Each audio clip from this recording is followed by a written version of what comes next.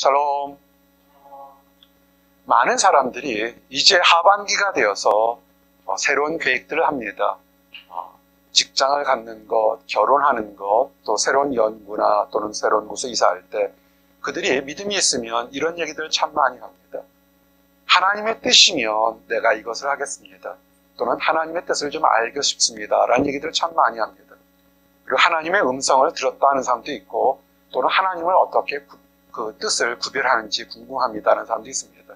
그래서 이제 좀 시리즈로 어떻게 하면 우리가 내 마음속에 드는 생각이 나의 내면의 세계인지 아니면 하나님이 주신 건지 아니면 마귀가 주는 건지 아니면 그냥 아무 생각도 아닌데 그냥 문득 들은 건지 이런 거에 대한 얘기를 하기를 원합니다.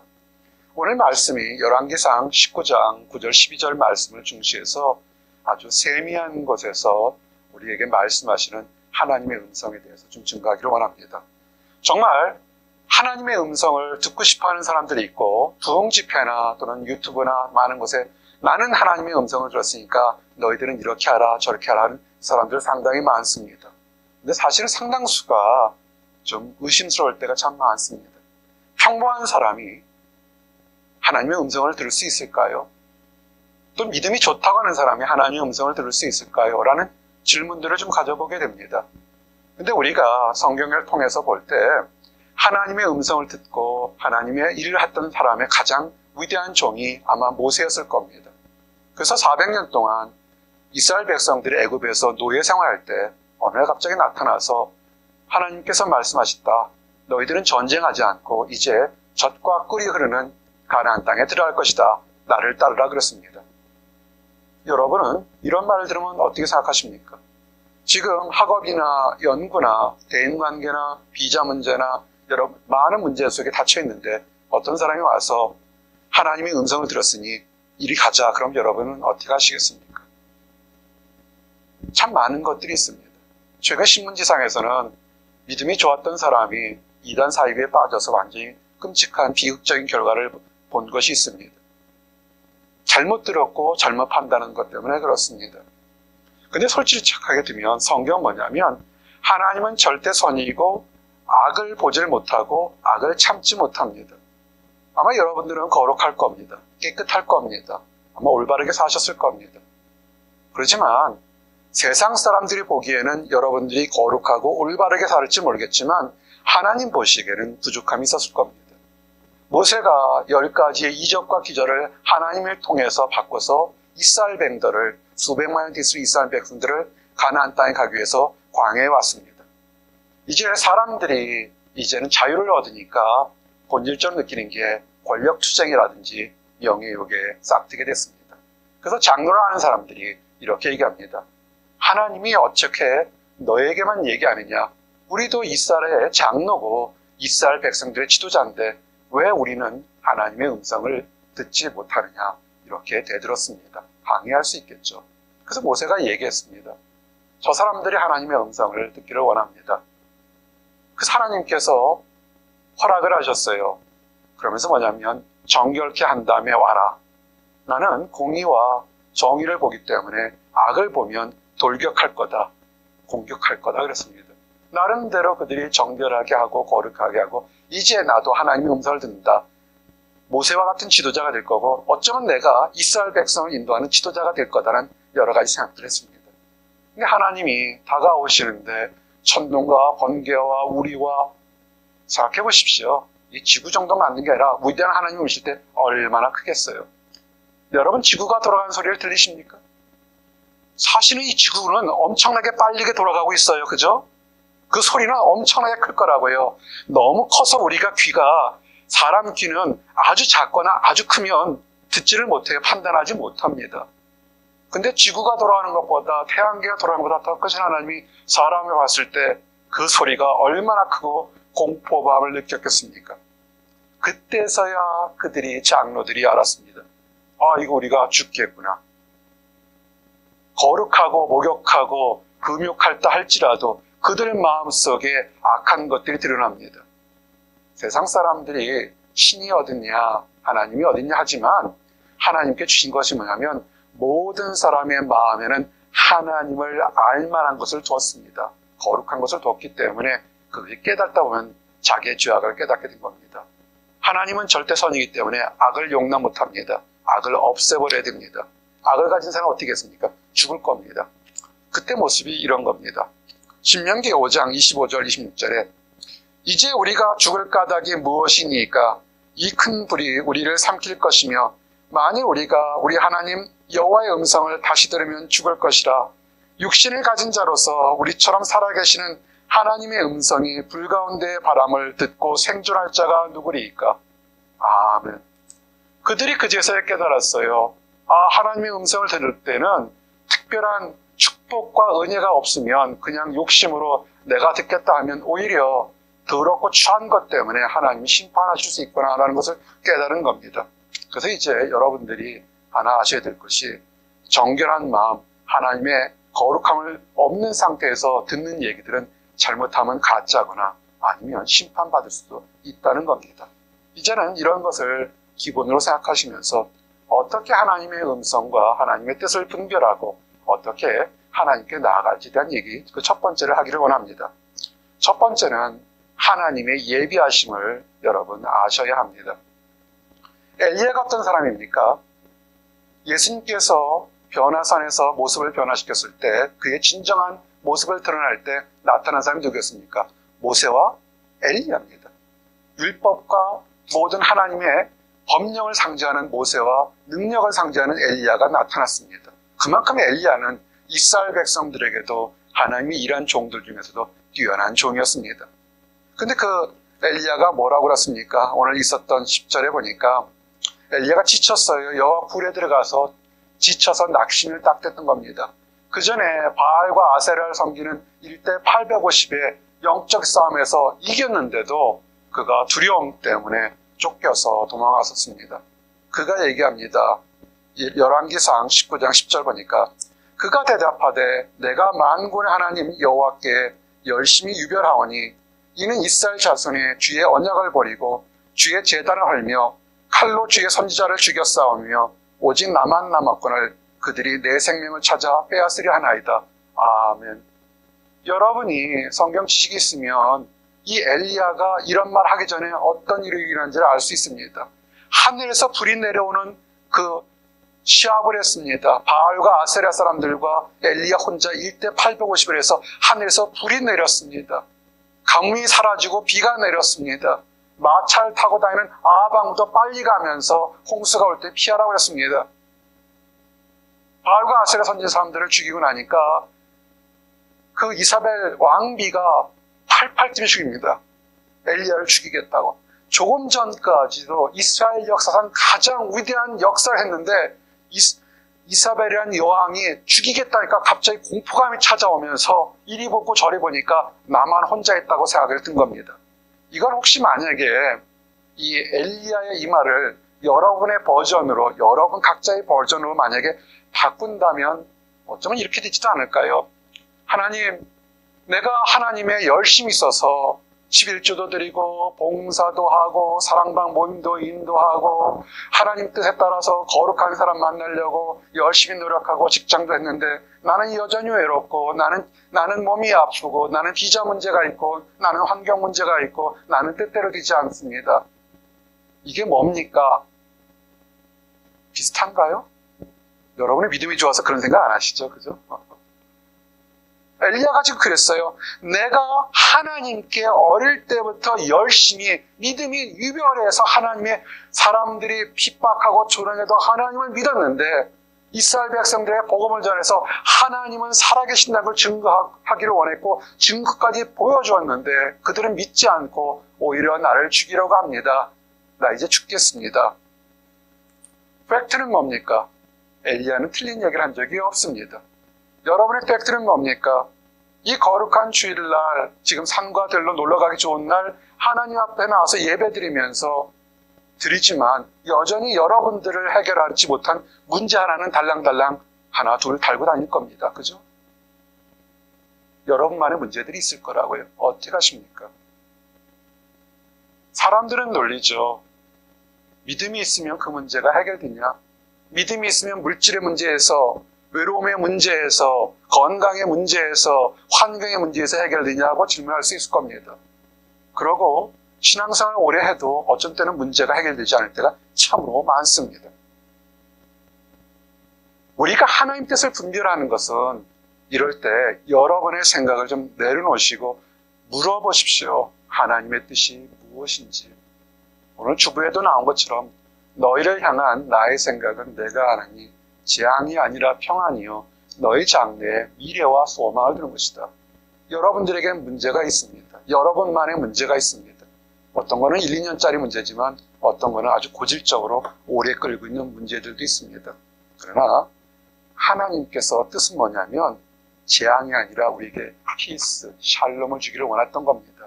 언제? 하나님 뜻이겠죠. 사람의 생각과 경험을 뛰어넘는 하나님의 섭리가 있다는 것을 믿으시기 바랍니다. 하나님이 엘리야에게 이렇게 얘기합니다. 열왕기상 19장 18절을 보니까 그러나 내가 이스라엘 가운데 7,000명을 남기리니 다 바알에게 무릎 꿇지 아니하고 다 바알에게 입맞추지 아니한 자니라. 엘리야가 뭐라고 그랬어요? 하나님을 믿는 선지자들은 다 모여라. 바알과 아세라를 모르는 사람 다 모여라. 정말 누가 참신인지 우리 한번 겨뤄보자 그랬다고요. 누가 왔어요? 엘리야 혼자밖에 없었어요. 어떻게 했습니까? 엘리야 입장에서는 다 죽었구나. 하나님을 믿는 사람은 나밖에 없구나. 이제 나도 죽는구나. 이거는 눈에 보이는 환경일 겁니다. 하나님 뭐라냐면 여호와 하나님께서 뭐냐면 아니다. 네가 열심히 하나님을 한 거 있지만 그러나 네가 알지 못하는 바알과 아세라에게 목숨을 걸고서 절하지 않고 우상 숭배하지 않은 7,000명을 내가 남겨놨다는 것입니다. 여러분이 좀 힘들고 어렵다 할지라도 하나님은 여러분을 위해서 여러분이 알지 못하는 더 많은 축복과 기회와 용기와 도전들을, 동역자들을 여러분 곁에 나왔다는 것을 믿으시기 바랍니다. 이것이 하나님의 뜻인 것입니다. 이상한 곳에 가서 이상한 얘기 듣지 마십시오. 하나님의 이 얘기는 눈에 보이는 재앙이 아니라 여러분에게 평안과 소망과 미래를 주려는 것입니다. 하나님의 뜻의 첫 번째는 우리에게 예비하심이 있다는 것입니다. 하나님께서 분명히 예비하셨는데 왜 우리가 깨닫지 못하고 우리는 좌절과 낙심할까요? 여러 가지 이유가 있겠지만 오늘은 간단하게 두 가지만 간단하게 얘기합니다. 첫 번째는 그릇된 욕심 때문에, 그 두 번째는 아마도 맹목적인 열심 때문에 하나님의 예비하심을 우리가 받지 못하게 됩니다. 이때의 배경은 마태복음 26장 48절에서 54절 말씀으로 여러분에게 증거합니다. 좀 읽어드릴게요.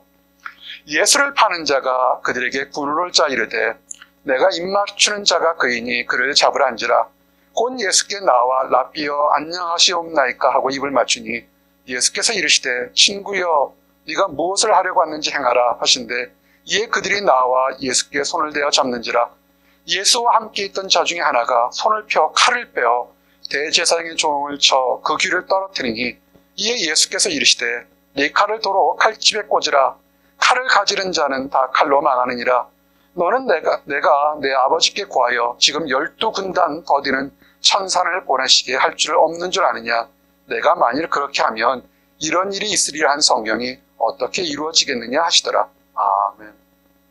하나님의 뜻은 여러분을 어떻게 해요?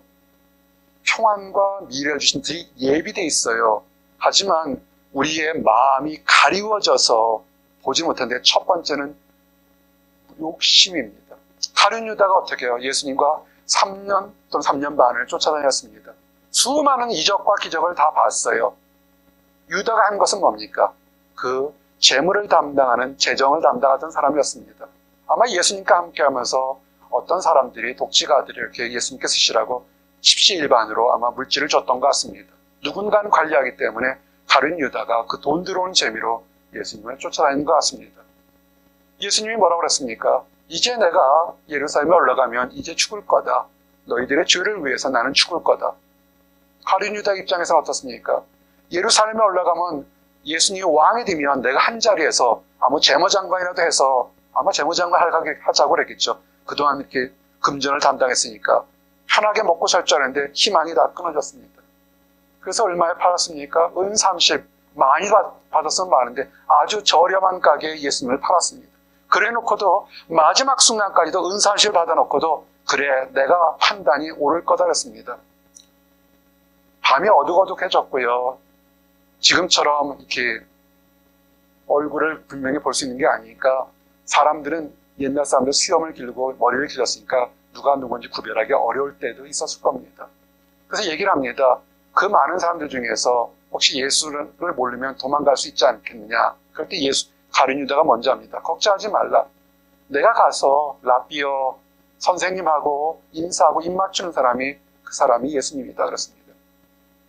여기까지 모든 계획이 다 맞아 들어갑니다. 그래서 얘기합니다. 그들이 늘 기도하던 곳에 겟세마네에 있을 때 여기는 가룟 유다를 알고 있었거든요.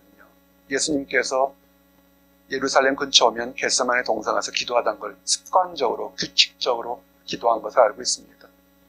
예수님께서 기도할 때 가룟 유다가 와서 입을 맞춥니다. 라비어 안녕하십니까? 아마 세상에 이 말처럼 가증스러운 말이 없을 겁니다. 라비란 맛이 뭡니까? 라보니 선생님이요. 이스라엘 단어 중에서 가장 존칭으로 쓰는 것이 라보니, 라비어, 영적인 선생님이라는 뜻입니다. 그는 마음속에서 나쁜 생각을 하면서도 가장 귀하게 선생님이요 그랬습니다. 세상은 자기 욕심에 맞추면 자기가 무엇을 하든 옳다고 판단합니다. 예수님은 어떻게 반응했습니까? 예수님이 그 가룟 유다에게 뭐라고 얘기했습니까? 친구요 그랬습니다. 이 나쁜 사람아 그러지 않았습니다. 지금 배신하고 지금 나를 저주하고 지금 정말 네가 하나님의 아들이면 내가 무엇을 하는지 아직도 모르겠냐고 조롱하는 그 가룟 유다에게 마지막 한 번 더 기회를 주기 위해서 불쌍한 사람 친구여 왜 이러고 있느냐고 친구여 그랬습니다. 여러분이 하나님의 음성을 듣지 못하는 이유가 뭐냐면 하나님 분명에게 여러분에게 축복으로 평안으로 인도하시는데도 초조하고 불안한 이유가 뭐냐면 뭔가 꽉 사로잡힌 거 있기 때문에 마지막 순간까지도 친구여라 불러도 그 소리를 듣지 못한 겁니다.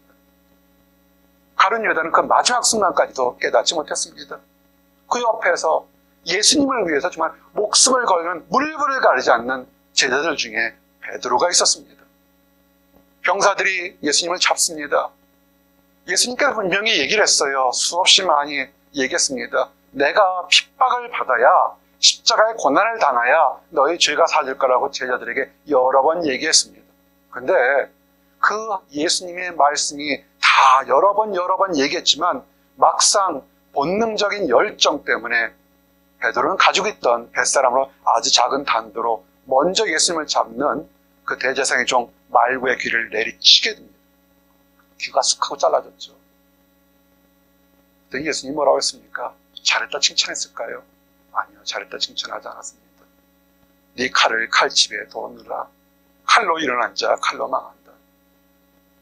악한 것을 일어나는 사람 악한 것으로 망합니다. 마태복음 버전에 나오지 않지만 다른 사복음서에서는 그 귀를 잡아서 말구의 코를 다시 정상으로 만들어줍니다.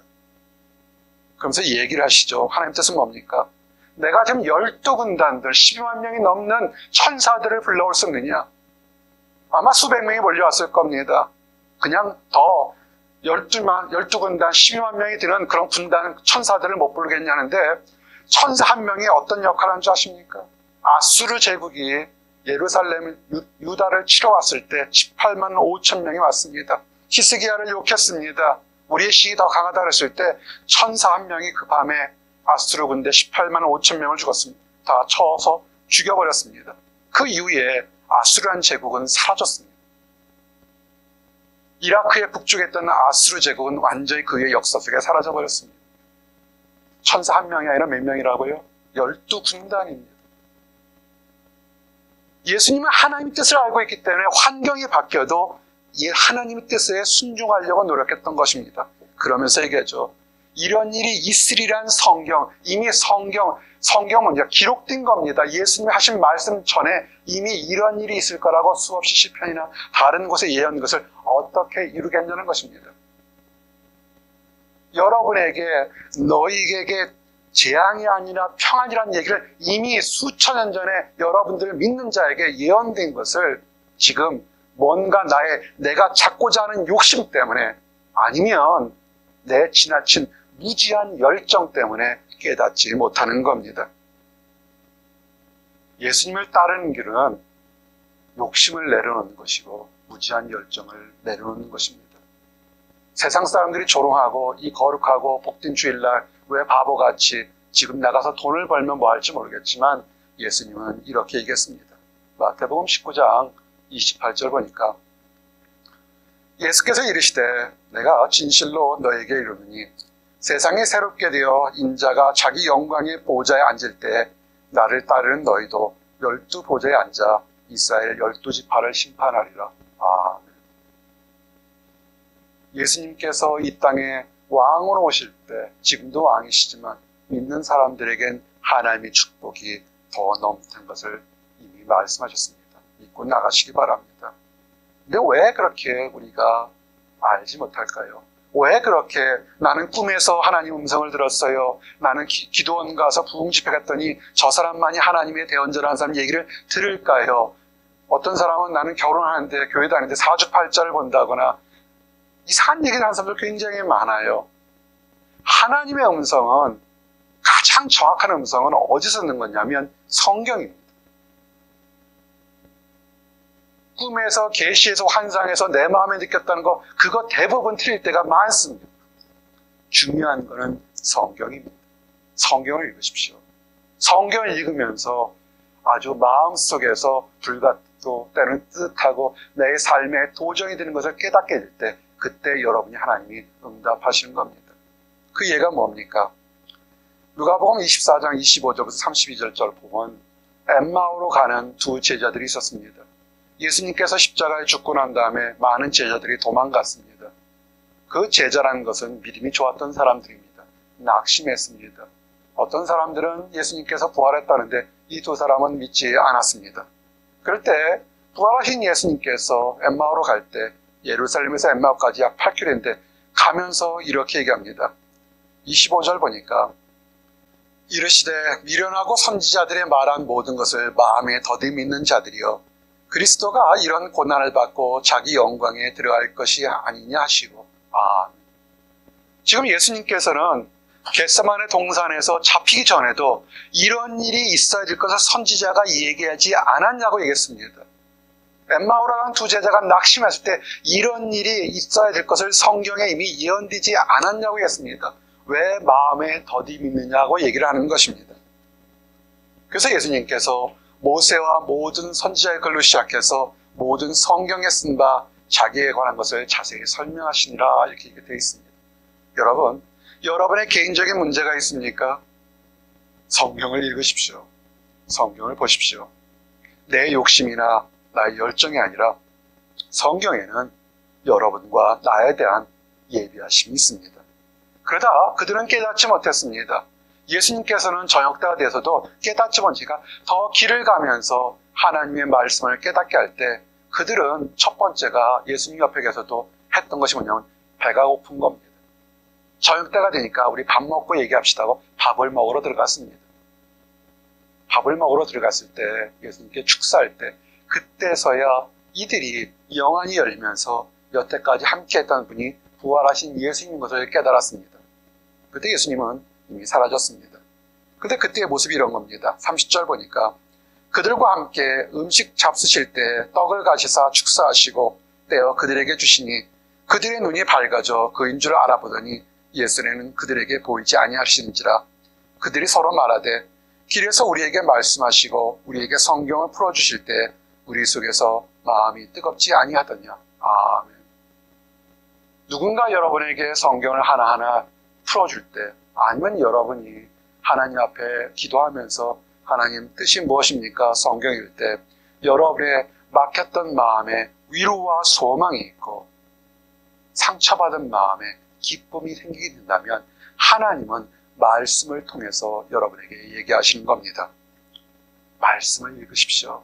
성경은 그리스도 예언의 말씀을 읽고 듣는 사람에게 축복이 있다고 했습니다. 요한계시록 1장 3절에 보니까 이 예언의 말씀을 읽는 자와 듣는 자와 그 가운데 기록한 것을 지키는 자가 복이 있나니 때가 가까움이라. 아멘. 하나님의 뜻을 알까? 내가 언제쯤 뭐가 될까? 어떻게 해야 될까? 알고 초조하고 고민하고 사람을 만나서 또는 환경을 만나서 커넥션을 찾으려고 또는 물질을 모으려고 다 좋습니다. 하지만 그보다 먼저 하나님 말씀을 먼저 읽고 기도하시기 바랍니다. 그럴 때 축복이 있습니다.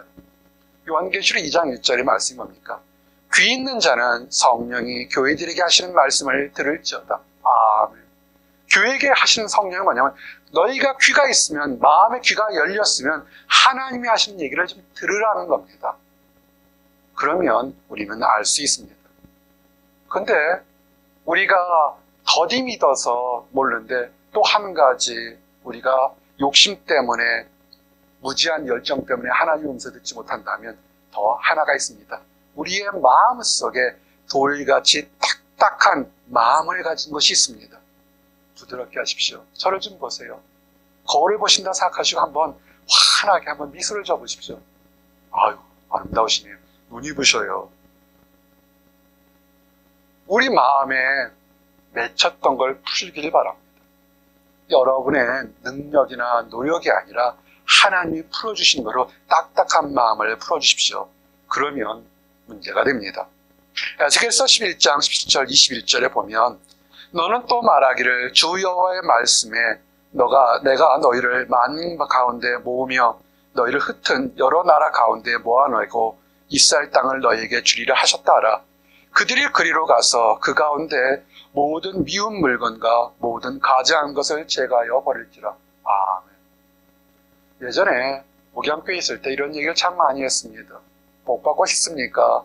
그러면 더러운 거, 추한 거, 그런 거 갖다가 버리십시오. 우상에 이르든 아니면 여러분이 미웃고 싸웠던 그런 사람 받은 거 있으면 갖다 버리십시오 그랬어요. 더러운 거 버리십시오. 혹시 물질이든 뭐든 좀 더러운 책이든 더러운 것들은 갖다 좀 버리십시오.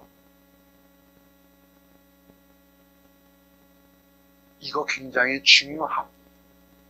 내가 새롭게 축복받을 때 되면 더러운 것들은 갖다 버리시기 바랍니다. 그럴 때 그렇게 더러운 것을 버리려고 노력할 때 하나님 뭐라 하면 내가 그들에게 한 마음을 주고 그 속에 새 영을 주며 그 몸에서 돌 같은 매음을 제거하고 살처럼 부드러운 마음을 줘. 이제 여름이 됐지 않습니까? 7월 첫 주가 됐습니다. 첫날이 됐습니다. 어디 여행 가셔도 좋고요. 뭐 하도 좋지만 한번 날 잡아서 집안에 있는 것들 대청소하시기 바랍니다. 물질이든 환경이든 우상이든 더러운 것들은 내버리십시오. 더러운 습관이 있으니까 이제 새로운 계절이 됐으니까 버리겠도록 작정하시기 바랍니다. 그래서 돌 같은 딱딱했던 미워했던 거, 증오했던 거, 남을 힘들게 했던 것을 버리고 아주 어린아이 같은 3살 같은 마음을 가지시기 바랍니다. 근데 지금 이거는 하나님의 말씀입니다. 근데 여전히 그것을 간직하고 추억처럼 즐거워하는 사람들에게는 어떻게 하냐면 하나님께서 그 악한 대로 내려서 힘들게 하겠다는 겁니다. 21절에 보니까 그러나 미운 것과 가증한 것을 마음을 따르는 자가 내가 그 행위대로 그 머리에 갚으리라. 나 주 여호와의 말이니라. 아멘. 더러운 것들은 갖다 버리시길 바랍니다. 버리십시오. 예전에 어떤 청년이 그랬어요. 제가 청년회 때 많은 유혹을 받습니다. 그랬어요. 이런 얘기를 상담한 적이 있습니다. 네 집안에 있는 것과 네가 쓰는 컴퓨터에 있는 더러운 것들 좀 버리고 다시 나한테 올 수 없겠니라고 했습니다. 갖다 버리십시오. 상처받은 거 하나님의 힘으로 버리십시오. 그러면 새로워질 수 있습니다. 완악한 마음이 있으면 하나님의 축복을 받지 못하고 음성을 듣지 못합니다. 신명기 29장 18절 19절 보니까 너희 중에 남자나 여자나 가족이나 집 하나 오직 오늘 그 마음이 우리 하나님 여호와를 떠나서 그 모든 민족의 신들에게 가서 섬길까 염려하며 독초와 쑥의 뿌리가 너희 중에 생겨서 이 저주의 말을 듣고도 심중에 스스로 복을 빌어 이르기를 내가 내 마음에 완악하여 젖은 것과 마른 것이 멸망할지라도 내가에게는 평안이 있으리라 할까 하니라. 하나님의 말씀은 뭡니까?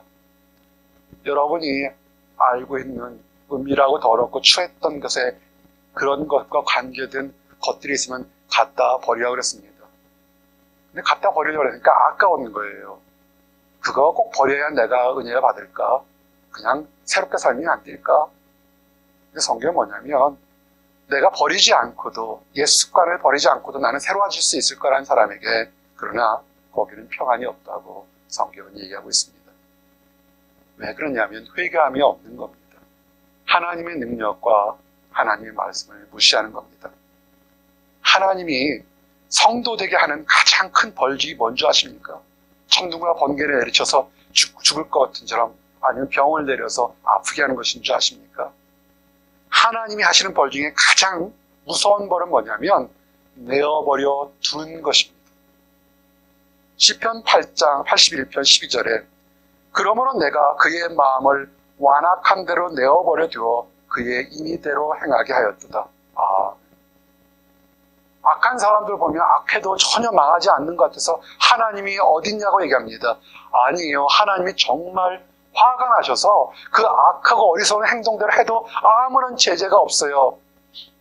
그럼 어떻게 되겠습니까? 마지막 날 심판할 때, 다른 사람들은 마지막 날이 심판할 때 그 전이라도 회개해서 내가 잘못했구나 돌이킬 수 있는데, 정말 하나님이 화가 나시면 그런 기회를 주지 않고 내어버려 줘서 네 하고 싶은 대로 해봐라. 그러나 종국에는 이런 일이 있을 거다를 하는 것입니다. 예수님께서도 이 말씀을 하시죠. 마태복음 13장 15절에 이 백성들의 마음이 완악해져서 그 귀는 듣기에 둔하고 눈은 감았으니 이는 눈으로 보고 귀로 듣고 마음으로 깨달아 돌이켜 내가 고침을 받을까 두려워함이라 하였느니라. 세상은 수없이 많은 교회나 하나님의 사람들이 있지만 듣고 싶은 거, 보고 싶은 것만을 얘기하는 사람을 좋아합니다. 거기에 후회가 있습니다. 우리가 하나님을 믿는 사람들은 무엇을 되냐면 하나님의 말씀을 듣고 하나님의 말씀대로 따라가야 됩니다. 유명한 사람, 화려한 사람의 얘기가 아니라 하나님의 음성, 그거는 어느 목회자가 아니라 여러분 스스로가 성경을 통해서 하나님과 교제하면서 무엇이 하나님의 음성인지를 구별하셔야 됩니다. 예수님의 제자들이 그렇게 3년 동안 있었지만 부활한 모습을 믿지 않았던 이유가 뭡니까? 마음이 완악해서 믿지 못했던 겁니다. 예수님은 그것을 책망하셨습니다. 마가복음 16장 14절에 그 후에 11 제자가 음식을 먹을 때 예수께서 그들에게 나타나사 그들의 믿음 없는 것과 마음이 완악한 것을 꾸짖으시니 이는 자기가 살아난 것을 본 자들의 말을 믿지 아니함이니라. 아멘. 이 시대에 가장 완악한 것이 뭡니까? 하나님이 없다, 예수님이 부활한 적이 없다, 예수님이 나와 상관이 없다고 가르치는 것들, 또는 내가 자칭 재림 예수다라고 얘기하는 것이 세상에 가장 완악한 것들입니다. 근데 그 얘기들을 너무나 많이 믿고 따라요. 그건 믿음이 없고 마음이 완악해서 그렇습니다. 자, 그러면 지금까지는 좀 힘든 얘기겠지만 하나님께서 얘기하는데 왜 듣지 못하는지, 물질의 욕심이나 뭔가 욕심에 꽉 잡혀 있거나 하나님에 대한 것을 말씀을 깨닫힌 무지한 열정 때문이나 돌같이 딱딱한 마음 때문이거나 하나님의 말씀 성경을 전혀 읽거나 듣거나 보려고 하지 않았기 때문에 그렇습니다. 이제 여러분이 여기서 점진적으로 벗어나고 새롭게 산다면 우리가 할 것은 찬양하는 것입니다. 찬양하게 되면 하나님의 음성을 들을 수 있습니다. 설교 전에 여러분 힘들고 어려울 때 기도를 할 수 없다 생각할 때 가장 최고의 기도는 찬송을 부르라고 했습니다. 찬양하십시오. 시편 95편 6절 8절 말씀처럼 오래가 오라 우리가 굽혀 경배하며 우리를 지으신 여호와 앞에 무릎을 꿇자. 그는 우리의 하나님이시요 우리는 그가 기르시는 백성이며 그의 손이 돌보시는 양이기 때문이라. 너희가 오늘 그의 음성을 듣거든 너희는 무리브에서 같이 또 광야의 마사에서 지나던 날과 같이 너희 마음을 완악하게 하지 말지어다. 아멘. 하나님의 음성을 듣고 한다면 마음의 딱딱함을 버려버리시고 찬양하길 원합니다. 하나님의 음성을 들으면 살아납니다. 예수님께서 직접 얘기하지 않으셨습니까? 요한복음 5장 25절에 진실로 진실로 내가 진실로 진실로 너에게 이르노니 죽은 자들이 하나님의 아들의 음성을 들을 때가 오노니 곧 이때라. 듣는 자는 살아나리라. 아멘. 예수님께서 부활이시고 예수님께서 죄 용서하시고 예수님께서 세상 끝날까지 내가 너와 함께 있다고 말씀한 것을 듣는 사람은 살아나고 소망이 있고 미래가 있습니다. 그러나 그것이 아니라 내게는 필요한 것이 있는데 내게는 지금 당장 가져야 될 것 때문에 그것을 듣거나 딱딱한 마음을 가진다면 그거는 문제가 될 수 있습니다. 이제는 여러분이 하나님의 음성을 듣고 나가시기를 원합니다. 우리가 있으면 이제 마지막으로 어떻게 할까요? 하나님을 다시 찬양하십시오. 찬양만큼 좋은 것이 없습니다. 내년 2019년에 우리 교회 소망이 뭘까 주제할 때 찬양과 감사하는 교회로 정했습니다. 올해는 소망이 넘쳐서 다들 약혼하시고 결혼하시고 직장 가지시고 집 사실 줄 믿습니다. 아멘? 어우 시끄러워. 이제 더 이상 그 기도 안 하려고 그래요. 다 될 거로 믿습니다. 우리 자매들 아무리 그래도 1년 안에 약혼하고 다들 결혼해서 다 축복의 자녀들 가정들 있고 하나님이 축복해서 다 집사되고 하나님 집도 사시고 집사도 되세요. 하나님 축복하기 원합니다. 우리 내년에는 찬양과 감사가 넘치기를 원합니다. 이것은 뭐냐면 요한계시록 19장 5절처럼 보좌에서 음성이 나서 이르시되 하나님의 종들 곧 그들의 경외하는 너희들아 작은 자나 큰 자나 다 우리 하나님께 찬송하라 하더라. 또 내가 들으니 허다한 무리의 음성과도 같고 맑은 물소리와도 같고 큰 우레소리와도 같은 소리로 이르되 할렐루야 주 우리 하나님 곧 전능한 신이가 통치하시도다. 아멘. 최고의 방언, 최고의 단어가 뭐라고요? 할렐루야입니다. 하나님을 찬양하다. 아멘. 그 말이 진실됩니다. 그 말이 예수님이라는 것입니다. 하나님께 찬양해서 우리의 막혔던 그 딱딱한 돌 같은 것들이 보들보들한 심정으로 늘 하나님과 교제하고 음성을 듣는 나와 여러분 모든 사람들이 되기를 원합니다. 기도하시겠습니다. 할렐루야. 하나님 감사합니다. 우리에게 어떤 환경이 있어도 너희를 향한 나의 생각이 재앙이 아니라 평안이요 너희 장래에 미래와 소망을 준다는 하나님의 약속을 다시금 깨닫게 하심이 인하여 감사합니다. 하나님의 축복을 주셔서 하나님의 음성을 들을 수 있는 성경을 우리에게 주심을 인하여 감사합니다. 우리가 하나님 앞에 거룩한 모습으로 온전한 모습으로 하나님 말씀을 읽고 듣고 경배할 때 우리 안에 새로운 영을 허락하여 주시옵소서. 그래 우리의 입술에 우리의 마음에 우리의 환경에 하나님을 늘 거룩하다 찬양하는 우리 모든 사람들이 될 수 있도록 인도하여 주시옵소서. 아직 하나님을 알지 못하고 또 자기 판단대로 열심대로 믿어서 힘든 가운데 있는 사람들이 있습니다. 아버지 조용한 가운데 세밀한 가운데 그 사람들에게 얘기하는 하나님의 음성을 듣고 축복의 대열로 나올 수 있도록 허락하여 주시옵소서. 늘 감사합니다. 예수 그리스도를 받들어 기도했습니다. 아멘.